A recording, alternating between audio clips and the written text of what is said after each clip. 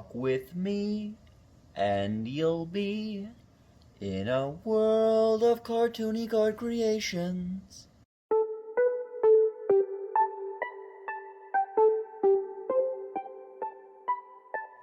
Hey, this is Richie here from Rougen TCG, and today I'm happy to announce that my latest video has hit its like goal. Just in time too, because I happened to get a fantastic comment on that video pertaining to the Dragon archetype. Thank you to Armageddon TCG, who said, I was reading the Monster Manual in Dungeons & Dragons. Great start. It would be cool if you made a Dracolic card, I think that's how you pronounce it, that could be summoned by destroying a dragon on the field, alongside a potential effect plus an explanation of why this would be a good idea. Now, I went for the idea, I just tweaked it just a tad. In fact, I didn't add anything to it at all. Here we have Creepy Dracolic. It's a 2/1, downright dreadful stats, with a single effect to play Grave 1 Dragon. What's interesting about this card specifically is twofold.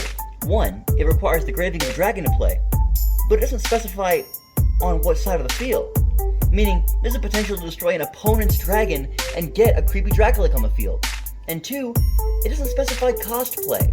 In my game, almost like a normal summon in Yu-Gi-Oh!, you can only summon once per turn. It costs 2 points to summon, and you have 3 points per turn. This requires no points to play, meaning that it, and an additional monster, is totally legal in one turn. Moving swiftly forward to the topic of today's video, I've built up an almost noteworthy back catalog of cards I've yet to show you all. There's at least 2 pages I'm comfortable revealing. With that being said, I'd like to quickly show off one of these 2 pages and a small in-depth analysis of the cards on them. None belong to a specific archetype, so these should fit snugly in just about any deck. I'm rather proud of some of the arts on these 2 sheets, so let me know if there's anything that you see that really catches your eye, or if you see a potential combo that might blow me away. Come on, I'm sure I've got some galaxy brains in my channel. Prove me right. Starting off strong, we have Tricksy Devil. Pretty mediocre stats, but the effect, your next effect card triggers twice. So, to put that in perspective, if I use it on the Legendary Blade, the equipped card would gain +4/+6 stats. Of course, you can't consistently expect that exact combination to happen.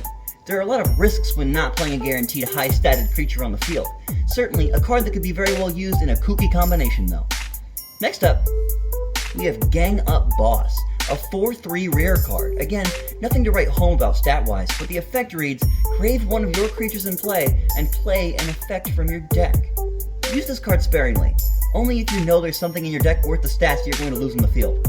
4 attack is strong enough that the majority of creatures your opponent plays can be bested, or at least tie with this card. But that's to say nothing of the 3 measly health.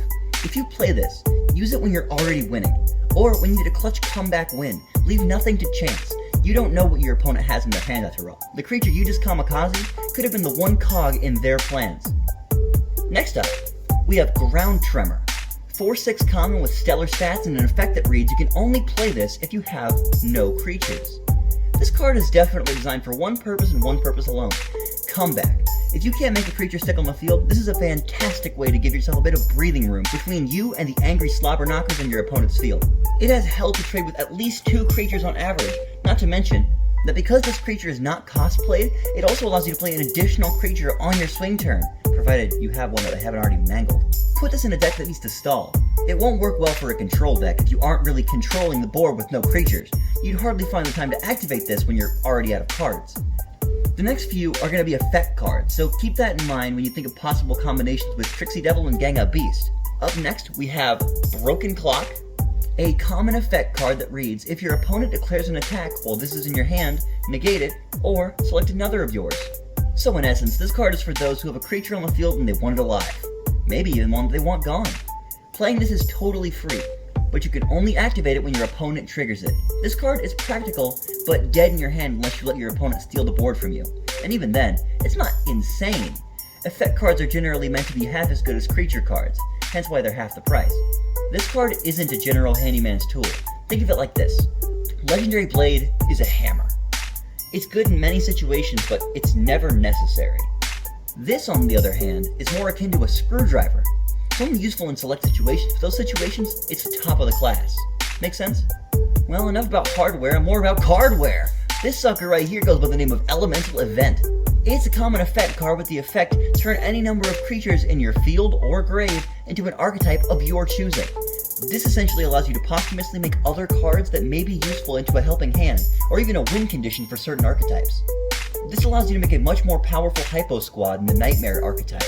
It's also definitely future-proofing archetypes to give them a bit of leeway about what they can put in their deck list too. If a card is shown to be a must-use in the meta, this makes it so certain archetypes that don't intrinsically fit with that card don't get left in the dust. Alrighty, next up we have Beaming Wrath. Beaming Wrath is a common effect card with the effect this card stays on the field until there are no on-field creatures. Deal 1 damage to each creature each turn. This card is an anti-token counter, a direct counter to Ophidio, plus it helps with cards that like to get damage like Sage Knight. This is the type of card that, if you play around correctly, can shut down many types of decks without proper removal opportunities. Moving on to a non-effect card, we have Cursed GARB, a 1/0 common which is unfathomably bad stats. So bad, it can't even be played on its own or it's immediately grave for having no defense. However, it does have the effect. This card is only grave when your opponent has no creatures. In essence, this card is a large creature removal. If your opponent has all their win conditions out, playing this card can win you the game. If they got maybe a 3-2 on the field and you just need something to play, this is absolutely not that. Next up, we have Creepy Draculix Burning Big Brother Lava Incarnate. A 6/7 rare with the highest stats I've ever shown off to you in the history of the game, beating Acro the Giant by a single defense. With the effect, to play this, you must grave 1 creature. Now, interestingly enough, this card can basically be cosplayed if you have another creature in your hand, due to the fact that it doesn't count as a cosplay. However, the catch is that you're wasting a creature, and I don't know about you, but I've never put a card in my deck that I didn't want to play, or wanted to give up for free. So, the general consensus through testing proved that most people wanted to trade it off with a wounded creature on the field, plus play the creature in your hand for a swing turn. The issue we found, though, was that not many creatures end up injured in Rougen, only beaten or fine. There are times, but it's not as consistent as you may think. It's not a straight upgrade, there's a real choice of being willing to give up your creature that needs to be played in favor of a 6/7 board presence. But hey, it's not up to me to make that decision. That's your problem, baby! And last up we have Novice Reaper. Novice Reaper is a 5 common.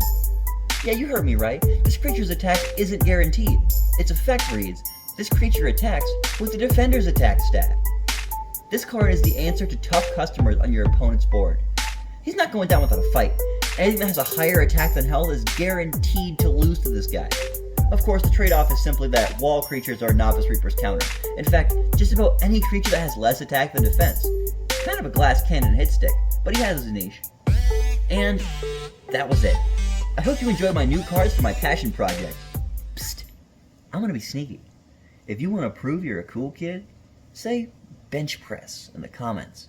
Let's confuse those people who don't finish vids that they watch. And that was it. If you like it, well, man, I have got to get an outro. Like, subscribe, share, you know all that. Like, maybe I just say my name again, or some kind of, like, goofy way of saying bye to be more memorable, but it's gotta be something. I can't be boring, you know. The interesting part about this is, I gotta...